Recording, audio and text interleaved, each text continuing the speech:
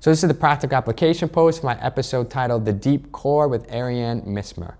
A couple of my big takeaways. So to start off with, what is the deep core? When I think of the deep core, it's going to be summed up best as it's the deep muscles inside the body that help to stabilize you.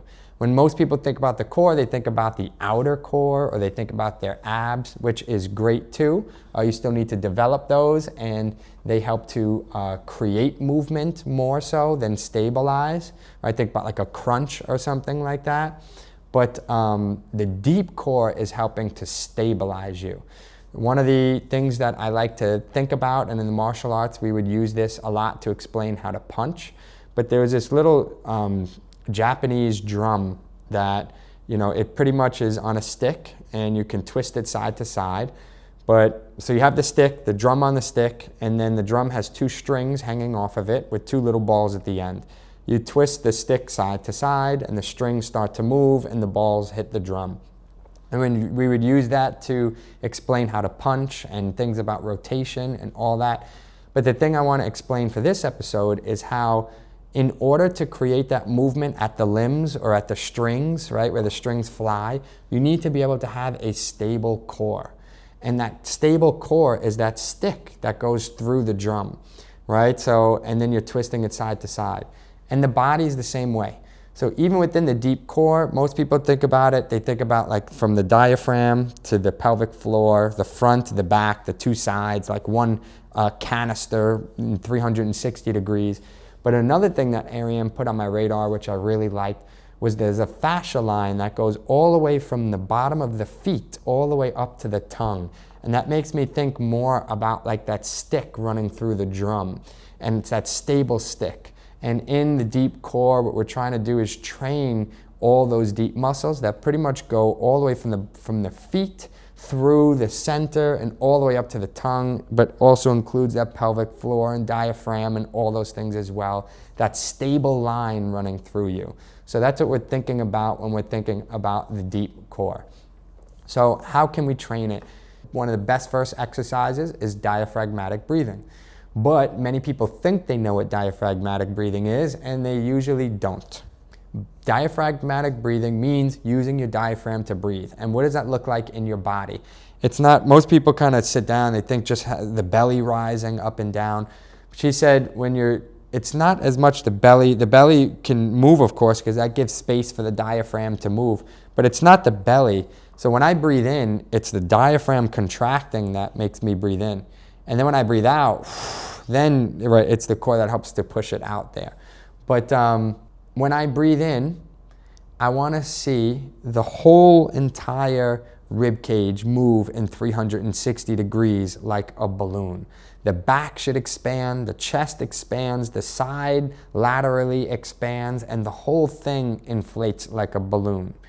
So that's one thing that you should see when you're doing diaphragmatic breathing.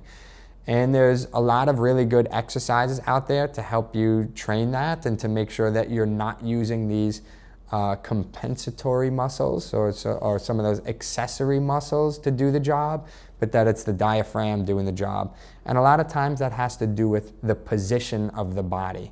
So for example, if I'm really, really extended or I'm really flexed or I kind of lean one way, the way that my rib cage and pelvis are kind of sitting are going to determine if my muscle is in a better position to move or not, right? So just think about my arm, right? When the arm is fully extended, that's probably the best time for the bicep to contract. But if the bicep is, if the arm is fully flexed, it's not really, I'm already kind of at a max contraction with that bicep there. It's not the best time.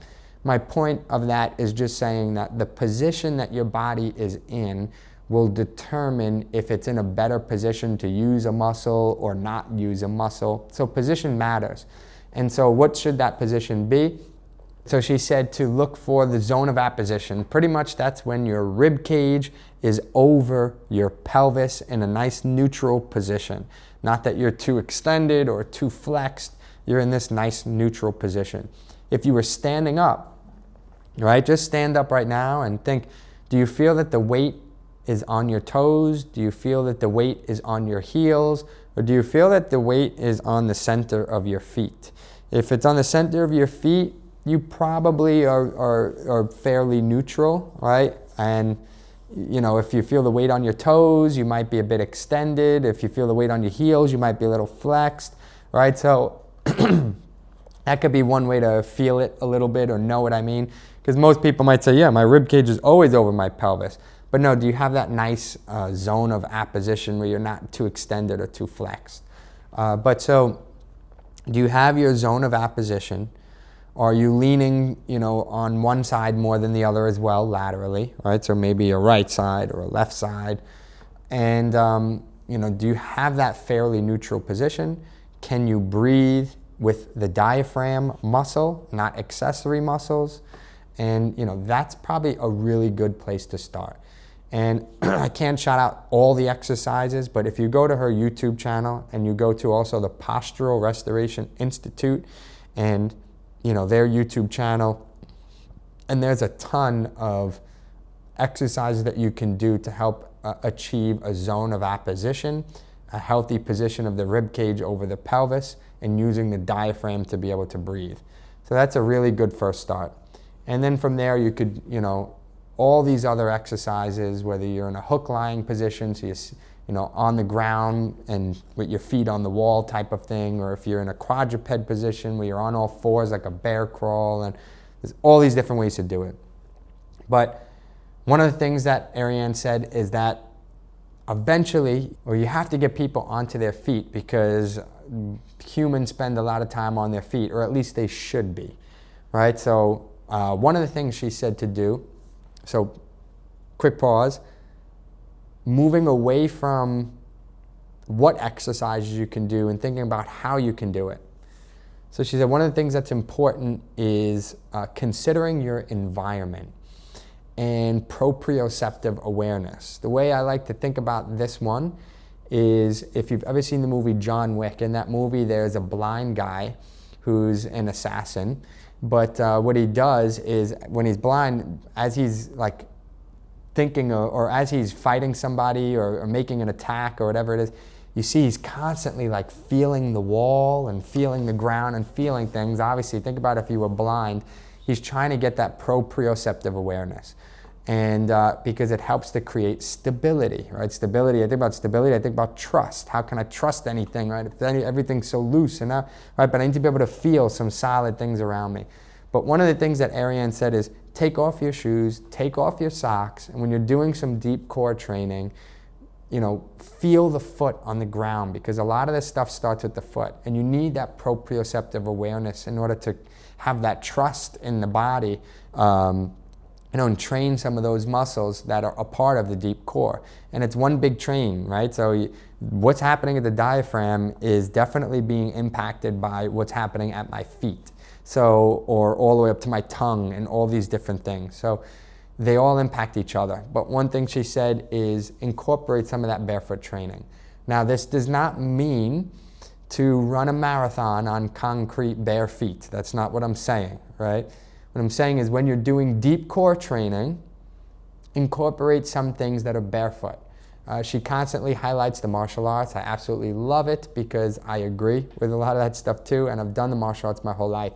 But think about the martial arts. I go there, I take off my socks and shoes, we're on the mat, we have a variety of different movements. It's not on, you know, artificial concrete. It's not like a lot of high impact jumping and things like that. But, you know, martial arts is a great example, yoga, but have some opportunities where you are barefoot and your feet are on the ground, in particular when you're doing your deep core training, right?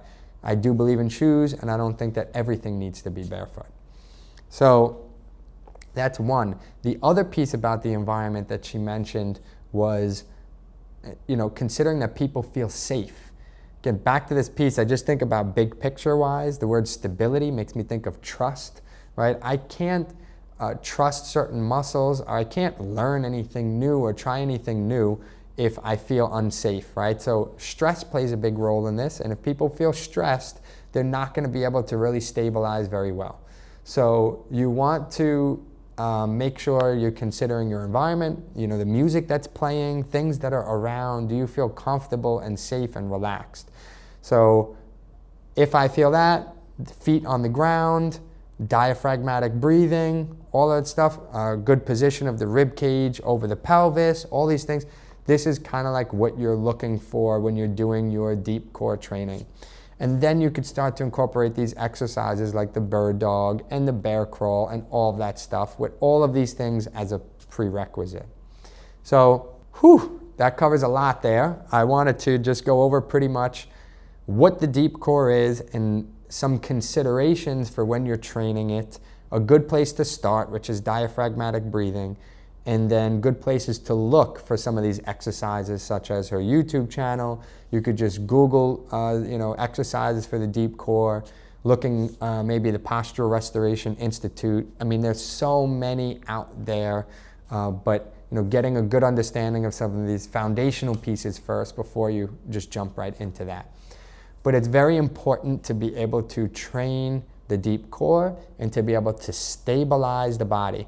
I think about that in the realm of quality of movement or movement quality, right? So we often talk about quantity, just doing more and more and more, muscle mass, faster, bigger, faster, all these things, which is also still great. But we also need to consider other components, quality of movement, and being able to stabilize the body is a big part of that.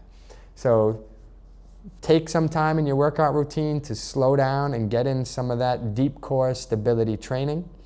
I hope you enjoyed some of the takeaways from today. Be sure to tune into the episode with Ariane Mismer, and I look forward to seeing you all soon.